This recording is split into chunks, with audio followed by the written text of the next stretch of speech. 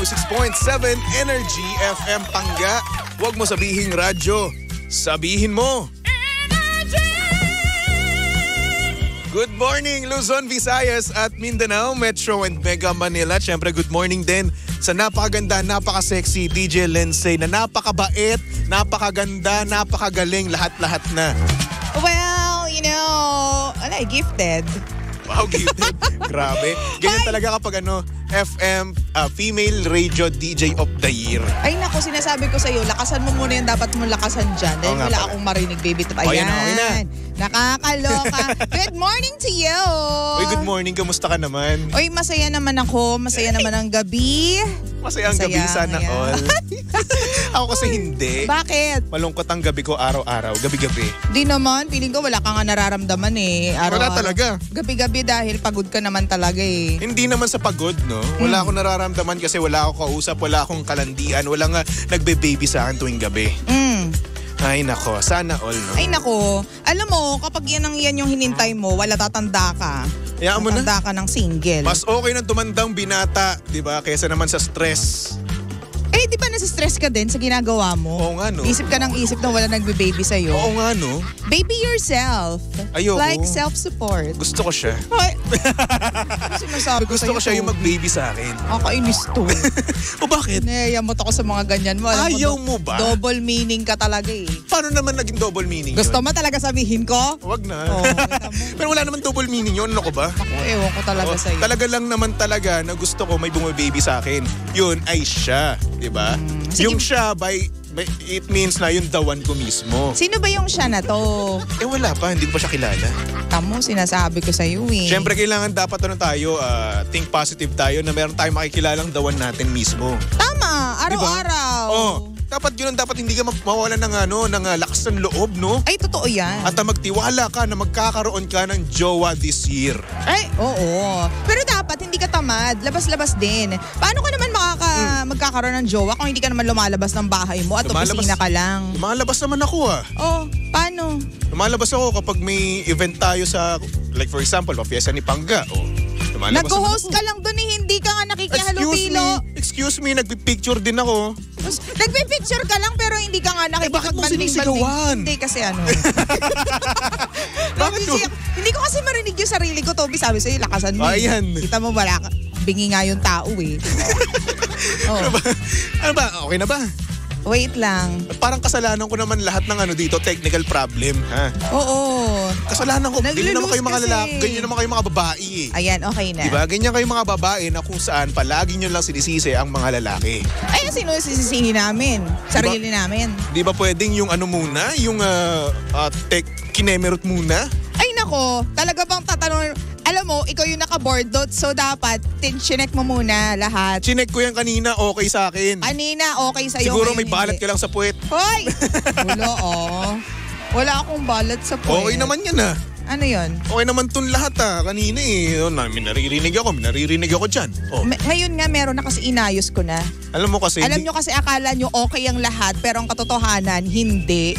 Minsan kasi kailangan mo muna. Kasi kayo na minsan okay. kasi ang ginagawa nyo, sinisisi nyo kaagad yung mga lalaki sa mga maling nangyayari sa inyong buhay. Eh bakit kayo naman talaga yung Kayo naman talaga yung dahilan. Kahit hindi kami yung may kasalanan? Kami pa na may kasalanan? Paano nyo nalaman na hindi kayo yung may kasalanan? Siyempre gano'n naman talaga, abnormal kayo eh. Wow! Excuse me, dadaan ako. Sino kaya ang late na nagmamature? Siyempre mga lalaki. Anong late na nagmamature? Oh, bakit? Bakit? Paano mo nasabi yan? Excuse me, please Sorry, explain. 40 nga, hindi pa kayo makapag-isip ng tama mga lalaki. 30, 40, o bakit? Hindi, nakapag-isip kami noon ng tama. Paano mo nasabi? Ngayon nga, 27 nga ako eh. Nakapag-isip na ako ng tama. Anong pinaka-problema mo ngayon, 27? Pera. By 27, real talk. Gusto mo ba real talk ka? Wag na. Sabi ko talaga sa'yo, baby Toby. Uy, wala mo real talk. Ito naman. At libadib lang. Libadib lang naman. Ito masyado naman kasi itong lang. Oo nga, sinasabi ko nga sa'yo. Masyado naman itong totoo eh. Oo. Ganun. Good morning sa mga pangga natin na talaga naman pong windang-windangan ngayong Hump Day Wednesday. Hump Day. Hump Day. Gusto ko Hump Day. Alam mo, share ko lang. Natutuwa ako sa isang application na to. Kasi nalalaman, meron akong isang application na tinry nung isang araw, Bibi Toby. Tapos dito, hindi yun. Hindi yung application na iniisip mo. Medyo naman to informative. And mag-raise ng awareness about yourself. Okay. Oo, yung personality test. Personality test? Oo. Ano yun? At saka kung anong, halimbawa, ano ang character mo? Ikaw ba ay defender? Ikaw ba ay warrior, lover? Ay, gusto ko main character ako. Ganun. Oo nga. So you have to try this application. Pero wag muna nating sabihin siguro yung pangalan ng application dahil baka sakaling maglagay sa atin. Uy, pwede. Yung mga ibang applications yan. Pero ang kagandahan dito, there are parang 50 plus questions na kailangan mong i-answer. Tapos, through your answer, maa-assess nila kung anong klase or anong tipo ng character meron ka bilang tao. Kasi ang lumabas sa akin, nung una, doon sa ibang application or sa ibang website na tinry ko, website na tinry ko. Website. Ang tinry ko na website, lumabas, defender. Ako yung tipo na tao na defender. Yung defender as in nagde-defend ka sa ibang tao? Pinaglalaban, mahilig akong makipaglaban yung ibang tao, defender. Okay, defender. Tapos dito sa isang application na tinry ko naman, ang lumabas naman, you are a warrior and a lover. So, nakikita mo na may similarity, defender tas warrior. Kaya alam mo yung kaya ganito ka siguro talaga ako. Oo, ramdam ko naman eh. Oo, defensive palagi. Diba? Defender and the warrior. Pero meron akong tinry din dito dati. Nakalimutan ko lang yung resulta. Ano ba naman yan, Toby? Ang tagal na kasi nun. 25th anniversary ata yun ng Energy FM. Isipin mo nang mabuti para makapag-compare nga tayo. Nakalimutan ko, pero meron naman akong nauso kasi ngayon yan eh. Lalong-lalo sa TikTok, no? Oo. Since doon ko nga ginugugol yung oras ko mostly, no? Ang daming ang daming mga tanong, like put finger down kapag ginento ka. Ako lagi kong na-tsempohan yung pagiging introvert. Kasi aminado ka naman na introvert ka, diba? Put a finger down if you are this, kinemerot. How many fingers down? 10. 10? Lahat yun, binaba ko. Talaga? Oo, kasi wala eh. Totoo naman din talaga. Yun yung nararamdaman ko, yun yung ginagawa ko. Di binaba ko. At least honest ako, di ba? Oo, pero wala lang. At tungkol saan nga yung put the finger down na yun? Tungkol sa personality din? Tungkol sa pagiging introvert mo. Pag wala kang pakialam, minsan pag wala kang pakialam sa buong mundo, sa mga nakapaligid sa'yo. Yun yung napapanood ko, paminsan-minsan. Pero feeling ko hindi naman sa wala kang pakialam, pero selective ka lang. Yes, actually. With whom you're concerned with, diba? Kasi like for example, ikaw, syempre concerned ako sa'yo. Ano ba? Diba? Alam mo, lahat ng balita sa'yo talagang inaalam ko talaga. Story mo, tinitignan ko, diba? Ganyan ako sa'yo. Huwag kang dyan. Diba, ililibre mo pa ako, diba? Huwag kang dyan. Gusto mo basahin ko yung minutes mo sa akin. Hoy. Eto pa nga, no? Eto. Since ayun nga, nakita ko nga na panalo siya, no? Wala pa nga. Isang pa lang claim na natin yan. Division pa lang. Kahit na, no? Eto, no? Si DJ Lensay, no? Nag-send ako sa kanya ng sweet long message, no? Sweet ba yun? Sweet yun para sa long akin. Long na yun? Naka-capital letters lang lahat. Long na para sa'yo? Long yun. Okay. Pakita ko nga sa'yo. Long yun. Alam nyo ba, ang ginawa lang, ang nireply lang mismo sa akin, nag-react lang ng haha. Tinawanan lang ako, hindi man lang heart. Hindi man lang kahit puting heart. Parang kahit paano pag nag-react, di ba may effort, di ba? Hindi. Ha. Nag-react ako. Ha. Natawa ko kasi alam ko nagagawa mo. Freaking ha. Kasi nga. Ha. Grabe. Sandali. Kasi nga, alam ko, nakahapon, inadlib mo yan. So, I kinda saw that coming. Pero, natawa ko at saka nagdadrive ako kanina. Alam nga namang mag-type ako ng mga malala. Ha? Nagdadrive ako. Sige. Anong oras ka pumunta dito? Anong oras ka nakarating dito sa estasyon? 5:53. 5:53. Anong oras ka ere? 7:30. 7:30. Ilang minuto? Nag-ayos ako, nag-research ako. Nag-research ka. Ilang minuto ang gugugulin mo doon? 2 oras. 2 oras talaga? Ano ba? Kahit yan tayo no? Kapag ayaw mo talagang effortan yung isang tao, ayaw talaga. Hindi, kasi... Hindi mo masisingit. Ilang segundo lang naman ang gugugulin mo kapag sinabi mo, thank you, Toby. Kahit thank you, Toby. Uy, grabe ka naman. Ang importante, nag-react. Ibig sabihin, thank you na rin yun. Paano naging thank you yung haha? Tapos sasabihin nyo na ang mga babae demanding. Mas demanding nga kayo eh. Hindi kami demanding. Alam nyo, ganyan kayo sa aming mga babae. Ang ginagawa lang namin, binabalik lang namin sa inyo kung ano yung ginagawa ninyo sa amin. Paano naging ganyan kami sa inyo? O bakit? Di ba may mga babae na ang haba-haba mag-message sa mga lalaki? Sandali lang. Tapos kayo, wala kayong gagawin kundi magre-react lang kayo. O, now, you get the taste to taste your own medicine. O, anong feeling? Anong feeling? Ba't parang ako na yung mali dito? Ay, hindi naman. Ako yung nagsasabi dito ng di ba? Ikaw yung nagrarante. Ako yung nagrarante. Sabi sa'yo na nahahalang yung reply mo sa akin sa effort ko. Di ba? Pero pero ngayon binabaliktad mo. Ganyan kayo mga babae. Hindi.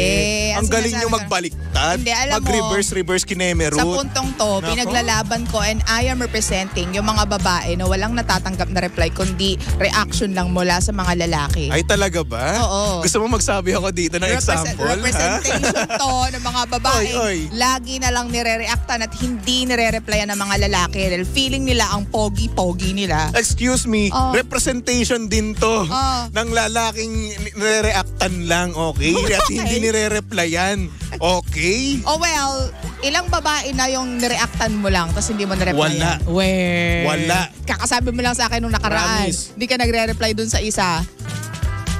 Saan? Kita mo. Oy, hindi. Matandaan. Nasabi ko sa iyo, Toby. Wala. Hindi nagre-reply saan? Kanino? Sabihin ko na? Hoy. Di kasi buo yung istorya pa nun. Mamaya kukwento ko sa'yo. O basta yun, magre-react ako. Kasi alam mo, ang katotohanan din yan, ito nag-iisip kasi ako na magandang i-reply doon sa message mo sa akin. So, It took me like a couple of hours. Hindi ko pa talaga na-send, but later, I will send my reply to you. It's going to be a very, very heartwarming reply. Promise. Dapat lang, kasi napaka-heartwarming nung ko sa'yo. Chinat ko sa'yo. Sandali, basahin natin. Pag ito hindi heartwarming, sasapakin ka talaga. Di mo pa nga binasa, nag-react ka lang. Hindi, grabe ka naman. Hindi, binasa ko. Apakasakit naman nito. Binasa ko, Toby. Grabe. Sabi dito, Lindsay, congrats. Super, anong dito? Anong sweet dito? Sweet yan, basahin mo. Ganito ka maging sweet? Oo. Super duper ultra mega deserve like 100% to the highest level like there's no tomorrow and forever and ever till death was part. Congratulations, female radio DJ of the year. Haba no? Ha. Alam mo, hindi siya alam mo hindi galing sa puso. May ha pa sa dulo. Galing sa puso ko yan. Kaloka to. O sino naman masisweetan dito? Di nag-react na lang ako ng tawa. Ano ba? Sinong sweet super duper ultra mega deserve like 100% to the highest level like there's no tomorrow and forever and ever till death do us part. Ang sweet lang dito yung till death do us part. At least may sweet. Oo nga. Tsaka may congratulations. Sinasabi ko sa'yo. Congratulations. At least mula yan sa puso. Kaya nga, mula sa puso. Thank you and yes, appreciated. Tapos may hana naman sa dulo, ganun. Hindi, re-replyan kita ngayon. Baka gusto mo. Hindi na, wag na. Kaplastikan na yan. Hindi. Nakakaloka ka. I-replyan kita mamaya. It's going to be from the heart. From the kidney and from the fallopian tube. Larynx and pharynx. Uy, buntik na ako may masabi. Parang gusto ko yun Yes, from my ovaries. Yes, kita mo. Ay, nasabi ko sa'yo, baby Toby. Uy, congrats nga pala. At salamat nga pala sa mga bumoto kay DJ Lindsay. Yes. Congratulations. Hayaan nyo, may ganting pala yan mula kay Lindsay. Magpapakain yan.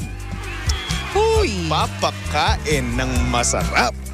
Huy. Ula. Hindi. Para kay Excited na ako sa Wolfgang. Ganon? Samgyup. Napaka-demanding talaga nito. Makapag ka naman dyan, makapag Wolfgang. FM Radio Station of the Year. Ay, female radio station. Ay, female DJ of the Year. Di ba panalo si Papa Jackson? Ay, hindi. Ikaw dapat. Teka lang, hindi sasabihin ako sa'yo. Sa atin lang to. Di ba panalo si Papa Jackson? Tapos, boss natin siya. Tapos panalo din yung Energy FM. Di siya, sa kanya tayo magpalibre. Ay, hindi. Dapat ikaw. Ano? Tama. Hindi ganito, tayong lahat kay Papa Jackson. Oo. Tapos ako, sa'yo lang. Ganon. Sa akin ka lang. Ay, hindi!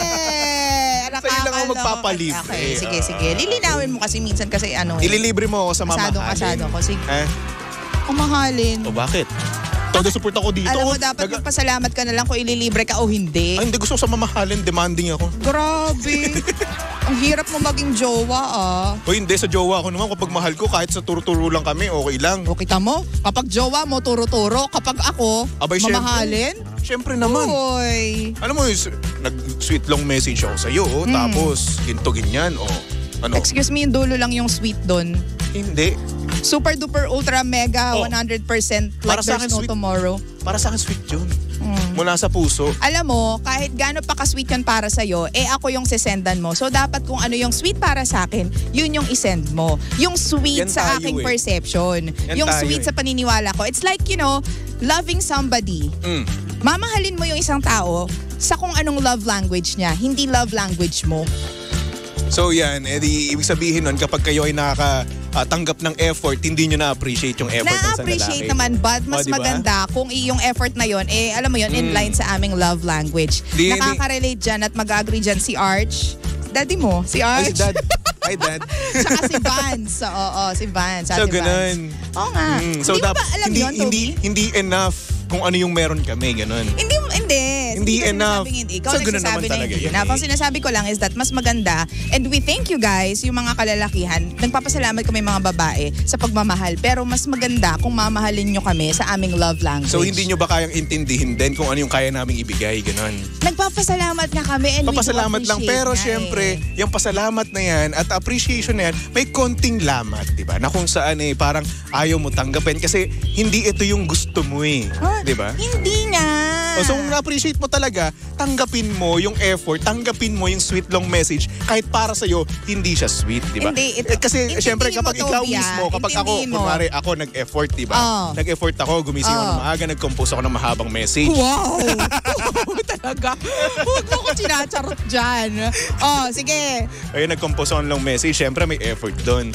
Para naman ang nakakalungkot lang naman nun na hahanap ka pa ng iba, eto ngayon na ibigay ko sa'yo, hindi pa rin enough, diba? Kahit na nag-effort naman. So ayun, ang sakit lang sa mga lalaki, lalo sa akin, na hinahaan mo lang, nag-react ka lang. Hindi.